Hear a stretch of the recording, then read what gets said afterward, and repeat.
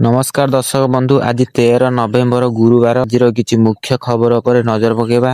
आपण चाषी किंबा सरकारी कर्मचारी होती ताले वीडियो को संपूर्ण फास्ट लास्ट में देखंतु। आ हाँ आम चैनल नुआ थिले आम चैनल को सब्सक्राइब करी बेल नोटिफिकेशन को ऑन कर रखंतु जार थोर कि सर्वप्रथम आम वीडियो आपण बाहर पहुंचो। डाकघर मासिक आय योजना post office monthly income scheme विषय रे खबर। देशर साधारण नागरिकंक विभिन्न आवश्यकता को ध्यान रे रखी पोस्ट ऑफिस अनेक प्रकारर संचय योजना चलाए।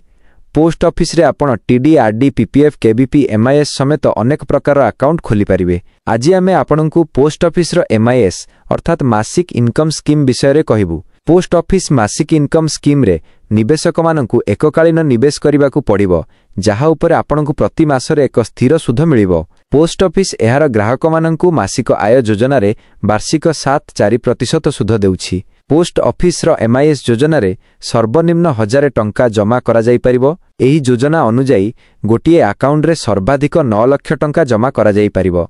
जदि आपण एक मिलित जॉइंट अकाउंट खोलंती तेबे आपण एथिरे सर्वाधिक 15 लाख टंका जमा करि परिबे। परवर्ती खबर बीएसएनएल रो नुआ प्रीपेड योजना विषय रे खबर। पुणी थरे एक बड़ सफलता आनिछि जहा घरोई टेलीकॉम कंपनी गुडी को रातिर निद हजाई देइछि।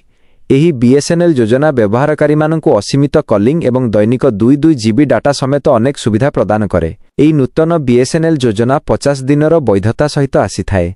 वर्तमान कौनसी घरोई टेलीकॉम कंपनी 50 दिनर वैधता सहित कौनसी प्लान प्रदान करुनाही। परवर्ती खबर चेन्नई सुपर किंग्स एवं रविंद्र जाडेजांक खबर। चेन्नई सुपर किंग्सर स्टार ऑलराउंडर रविंद्र जाडेजा को राजस्थान रॉयल्स को ट्रेड कर दिया जिबार रिपोर्ट मध्यरे एक गुरुत्वपूर्ण घटना सामना को आसुछि। कुहा जाउछि कि जदि रविंद्र जाडेजा राजस्थान रॉयल्स को जाआंती तेबे तांकु अधिनायक पद दिया जिवो। यह गुरुत्वपूर्ण जे संजू सैमसन एवं रविंद्र जाडेजा पूर्व निलाम वाणिज्य प्री ऑक्शन ट्रेड माध्यम परस्पर को बदलाइबाकू प्रस्तुत। परवर्ती खबर नवजात शिशुंक पई आधार कार्ड तैयारी आधार कार्ड फॉर न्यू बॉर्न्स विषय रे खबर। नवजात शिशुंक पई आधार कार्ड तैयारी प्रक्रिया एबे बिहार रे आरंभ होईछि।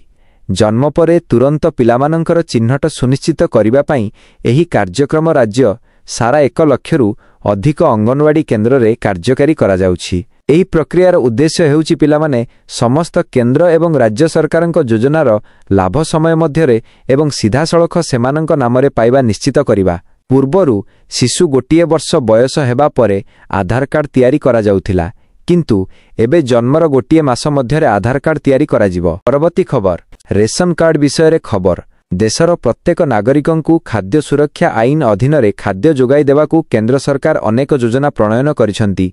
एही सुविधा पाइबा पई राशन कार्ड एक गुरुत्वपूर्ण दस्तावेज भावे परिगणित होइथाय। आपण मानक भितरे अनेक जनक निकटरे राशन कार्ड थिबा बेले अनेक जन नुआ करी एही कार्ड आवेदन करिबाकू चाहुथिबे। परवर्ती खबर कटक बालीयात्रा अवधि वृद्धि घोषणा।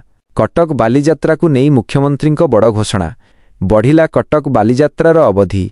विश्व प्रसिद्ध कटक बालीयात्रार अवधि आउ गोटिए दिन वृद्धि होईछि। बालीयात्रार अवधि वृद्धि करिबा पई मुख्यमंत्री मोहन माझी घोषणा करिसंती। एहा द्वारा बालीयात्रा आज 12 तारिख परिवर्ते आसंता काली 13 तारिख दिन उद्यापित हेबो। परवर्ती खबर अंतर्जातीय आर्थिक सर्वे संस्था यूबीएस रो रिपोर्ट। अंतर्जातीय आर्थिक सर्वे संस्था यूबीएस रो एक रिपोर्ट रे कुहा जाइछि जे भारत वर्तमान द्रुत अभिवृद्धि पथरे गति करुछि। एहा सहित देश 2026 सुधा विश्वर तृतीय बृहत्तम ग्राहक बजार कंज्यूमर मार्केट एवं 2028 सुधा तृतीय बृहत्तम अर्थनीति हेबाकू जाउछि।